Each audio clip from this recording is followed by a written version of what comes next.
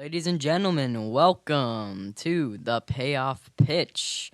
Here with me, Joey Olberding, joined by nobody. See, Patrick, if you did not watch our last broadcast, is taking a break from the Payoff Pitch for who knows how long because of the fact that he has a job at school and he can't be here. He was a great co-host. And it will be unfortunate. I can't really say that I'll be able to get another co-host like him. I won't, and that's just unfortunate. But today I'm doing it by myself, just me, Joey Olberding, and nobody else. So you'll finally be able to hear my take instead of Patrick's. I joke, of course, but we may as well just get into it. So something I really wanted to talk about this edition of the Payoff Pitch was the MLB trade deadline.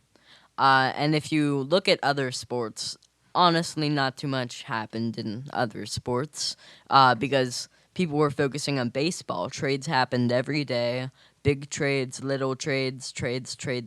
People talking about how some teams need to make moves, how some teams shouldn't make moves. Whatever. That's what happened there.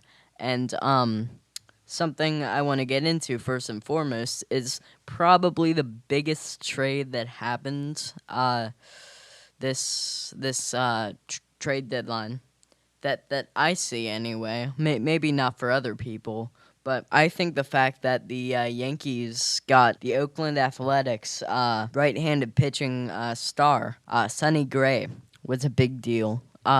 Because Sonny Gray, young talent, has 4 years on his contract, and really, really good. He's 26 years old, and he has been great every single year he's pitched. He made his debut in 2013 for the Athletics, and is still pitching. And you look at what the Yankees had to give in order to get Sonny Gray, and you see a lot of big time prospects.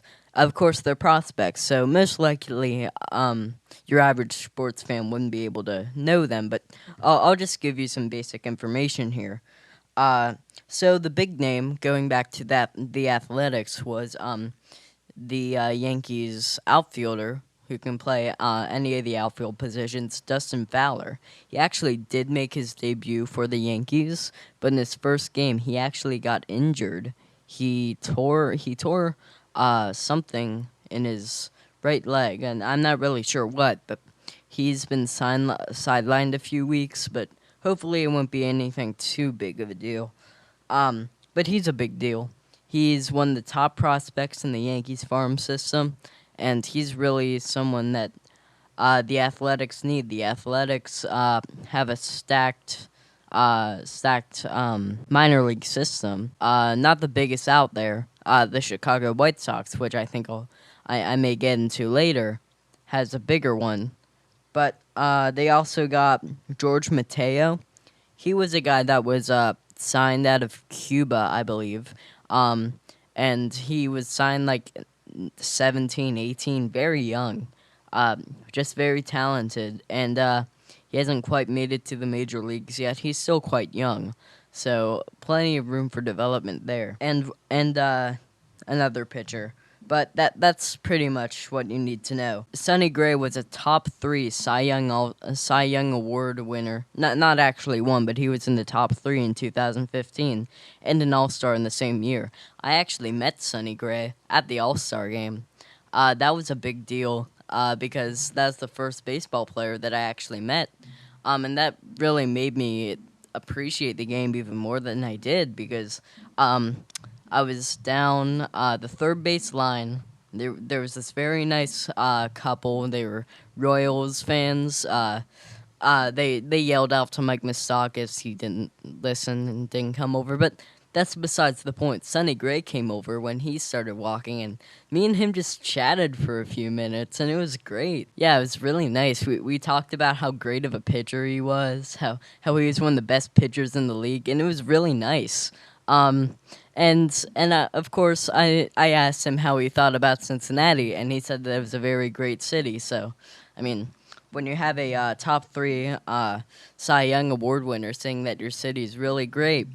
I mean, that's always that's always nice. That makes you feel good.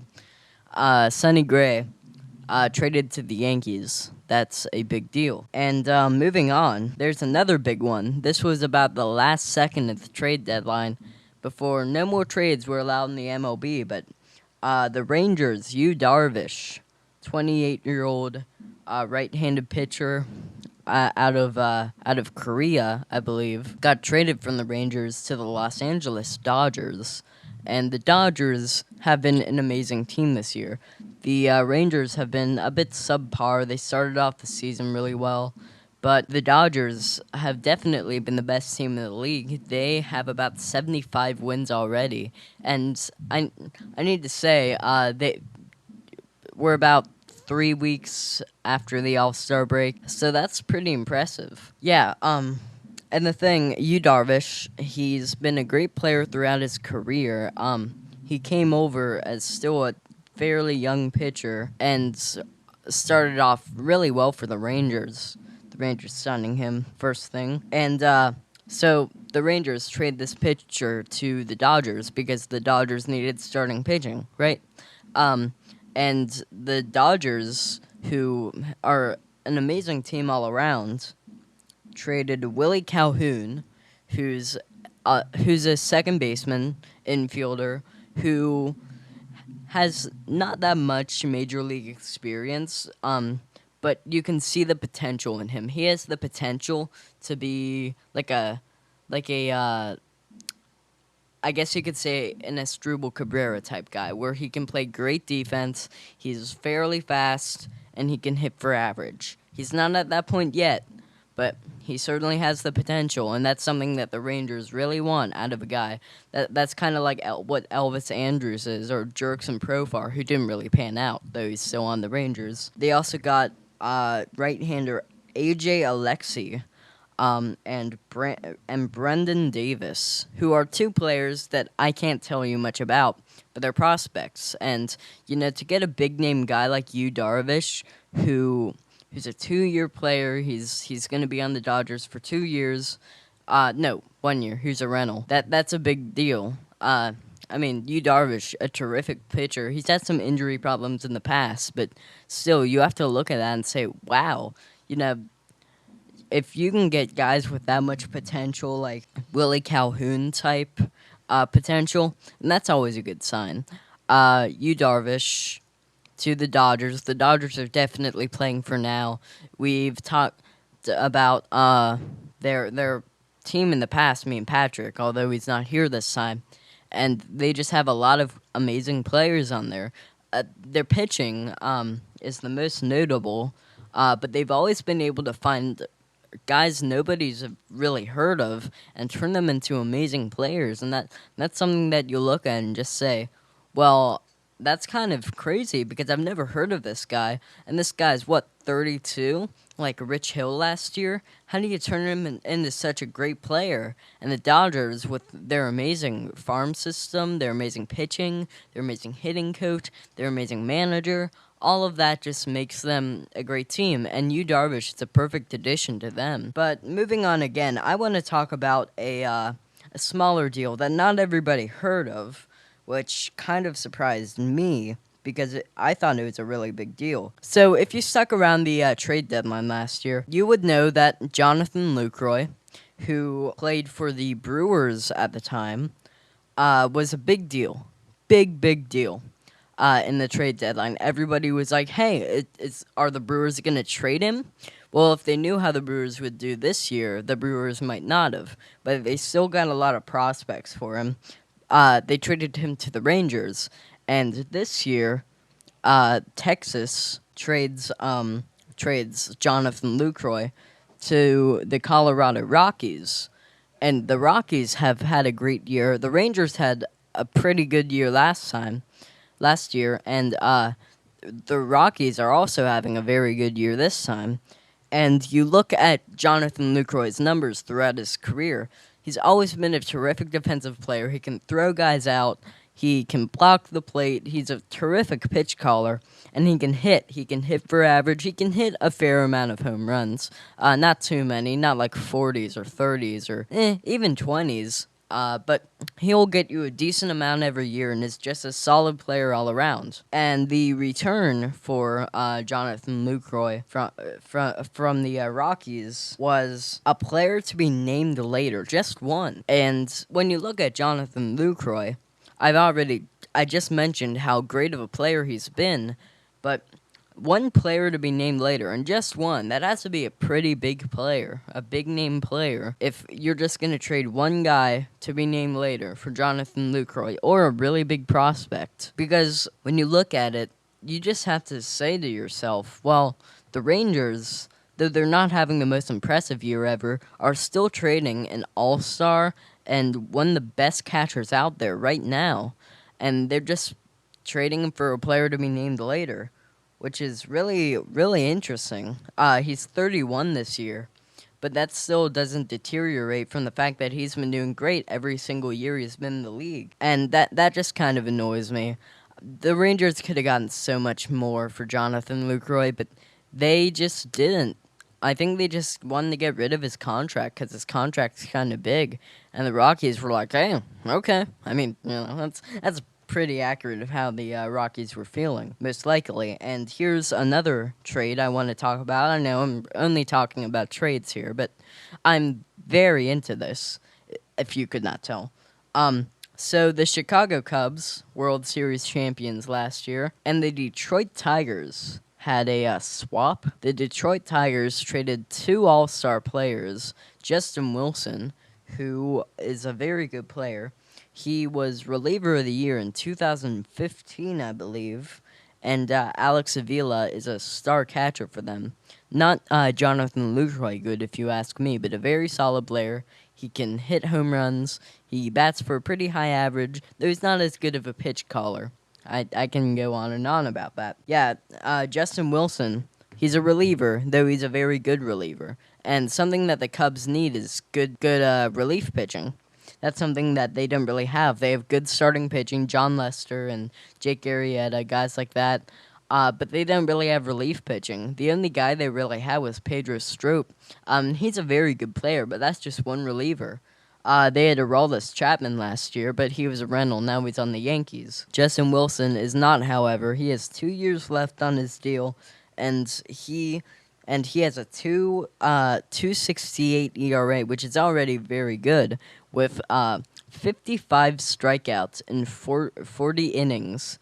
That's crazy efficient, and the Tigers have had a poor year this year, as unfortunate as it may be, with a lot of good players on them still, Justin Verlander, Miguel Cabrera, Ian Kinsler, guys like that, though they may be a bit washed up, they've still definitely proven themselves in the past, and that's kind of sad in a way, but you still have to think that, well, it's good that they're trading some of their younger guys. Alex Avila is 30, and Justin Wilson is 27. Not the youngest guys ever, but that's something that the Cubs need because they're a team with a future, but not all that much. Okay, well, they do have a good future ahead of them, but they have a lot of guys that are like 27, 28, 29, guys like that, and they only have about still like 3 or 4 more years before it looks like it's going to be downhill for them. But still, you got to make the most of that time. And I'm glad that the Cubs made this trade to just bolster their already amazing offense. Adding a guy like Alex Avila means that they can get a more pop than they already have and a good amount of average for a catcher. And the pitchers that the Cubs already have are a lot more experienced than some other younger players. They have John Lester to kind of lead that group. And so they don't really need an amazing pitch caller. And the pitch caller they already had was a really young guy, really young Cubs player. I believe it was Wilson Contreras. And he's also not the best pitch caller, but the experience that the Cubs pitchers had was a big deal. And we already touched on Justin Wilson and how big of a deal he was to bolster the Cubs bullpen. And here's just a smaller deal I want to touch on really quick. So the Chicago White Sox, I mentioned before how they have a stacked farm system, a really good farm system, and they only just bolstered that today. Melky Cabrera, he was an amazing player for the Giants in 2010 and has been a very hard-nosed ball player throughout his career, very consistent. Though injuries have plagued him sometimes, he's been very good and very consistent in the time he has played. He was on the Chicago White Sox. He was their starting left fielder, and the Chicago White Sox traded him to their division rival, the Kansas City Royals. And the thing about the Royals is they've had a better than expected year. Their 2016 was subpar and quite disappointing because of some lackluster performances by some of their veteran players, like Eric Hosmer or your Alex Gordon. So getting a guy like Melky Cabrera can really do them justice. The aforementioned Alex Gordon is having a very bad year, but the Royals still insist on having him in the starting lineup just because of what he has done, and I think that's a very bad mindset for them. Because the thing about the Royals is that they think veteran guys can always go out and play consistently. And you look at some of the other teams, like the Tigers that we just mentioned, that has not been the case. Justin Verlander, 2 years ago, in 2015, did not have a very good year. But in 2016, he had a great year, putting up Cy Young numbers, like really, really good numbers. He didn't get elected Cy Young, unfortunately, which caused some people to get angry on Twitter, but that always happens. So you can't ask consistency, but in an older guy like Melky Cabrera, he's 30 this year, that's always good for a team to have, because consistency is great. And Alex Gordon being a left fielder and Melky Cabrera also being a left fielder means that it looks like Alex Gordon will go on the bench for now. If he does better, maybe in his bench times, he'll still be able to start sometimes, I'm sure. Well, that means that Melky Cabrera is going to have the starting job for now, it looks like. And he's a consistent player, and consistency is something that the Royals really need right now. So I think overall this was a very good deal. Moving on, this will be our last one. I just want to talk about something that the Red Sox did. The Red Sox, the Boston Red Sox. So we already talked about the Yankees and how they made a big deal with Sonny Gray. That was the first deal that we talked about here. And the thing about Addison Reed that the Red Sox got from the New York Mets, Addison Reed has been a relief pitcher, a closer, that has proven himself in the past, but unfortunately has not been as good as he once was. Addison Reed made his debut with the White Sox in 2012. And in 2012, Addison Reed had an amazing year. He was up there in Rookie of the Year voting, even though he was a relief pitcher, a closer, and he did really well. So after that, the White Sox had him for another year. He did really well. But then the Diamondbacks picked him up because they wanted to use that, great talent that Addison Reed had. But unfortunately, Addison Reed did not have a good year that year. A terrible year. He just really lost a lot of value in 2014. So after that, he struggled a few more years in the league until signing with the Mets in 2016. And he had a pretty good year that year. Nothing too crazy, nothing like 2012. But this year, he's been doing very well. About 2013 numbers, about as good as those numbers. And this year, he is 30. He's 30. This is age 30 year. And this is really the peak of his potential. So the Red Sox want to pick him up because they've made the most of some older players in the past. You look at guys like Dustin Pedroia. Dustin Pedroia's kind of getting up there in years. David Ortiz, of course. Koji Uehara. He was 36 when the Red Sox picked him up in 2013, and he became their amazing closer. And now he's pitching for the Cubs, and he was on the 2016 World Series team with them, and now he's 40. I think he's 40, yeah. He's really getting up there, and the Red Sox know how to make the most of those older players and those not very normal players. There's unique players that you don't see everywhere. So a guy like Addison Reed's a good pickup for them. Because Addison Reed, he's kind of getting up there in years, and the Red Sox pitching coach, he knows how to make things work with older players, or really the Red Sox in general know how to do that. And of course, the Mets in return got some prospects, and those prospects aren't anything too amazing. But the thing about the Mets is they have a bunch of young players, about in the Cubs level of amount of potential they have left before they start to dwindle. About 4 years. So young guys, the Mets are already building for the future. Of course, the Mets got to the World Series in 2015 and lost to the Royals. And I'm sure the Mets want to get back there with some more young players, some more guys that are just coming out there and just doing really well. But after that, I think that we've talked enough about the trade deadline. And like I mentioned at the beginning of this show, nothing really happened otherwise in sports. So I think that'll be it for this edition of the Payoff Pitch. I know it was kind of a shorter one from what we normally have, but it's me by myself this time. And sometimes, we just gotta do things like that. And, alright, so with that, it looks like that'll do it for this episode of the Payoff Pitch. So make sure to check us out on TuneIn Radio, and subscribe to us on YouTube at Clark Montessori. Search it up in the search bar. Payoff Pitch, Clark Montessori, as you do. And also follow us on Twitter at SoCo Club. And from me, Joey Olberding.